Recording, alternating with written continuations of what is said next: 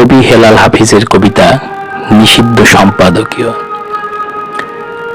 এখন যৌবন যার, মিছিলে যাবার তার শ্রেষ্ঠ সময়। এখন যৌবন যার, যুদ্ধে যাবার তার শ্রেষ্ঠ সময়। মিছিলের সব হাত, কণ্ঠ, পা এক নয়। সেখানে সংসারী থাকে, সংসার বিরাগী থাকে।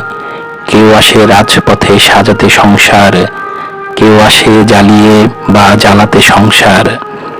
শাশ্বত শান্তির যারা, তারাও যুদ্ধে আসে। অবশ্য আসতে হয় মাঝে মধ্যে অস্তিত্বের প্রগাঢ় আহ্বানে। কেউ আবার যুদ্ধবাজ হয়ে যায় মোহরের প্রিয় প্রলোভনে। কোনো কোনো প্রেম আছে, প্রেমিককে খুনি হতে হয়। যদি কেউ ভালোবেসে খুনি হতে চান, তাই হয়ে যান। উৎকৃষ্ট সময় কিন্তু আজ বয়ে যায়।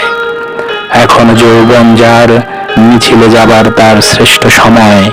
এখন যৌবন যার, যুদ্ধে যাবার তার শ্রেষ্ঠ সময়।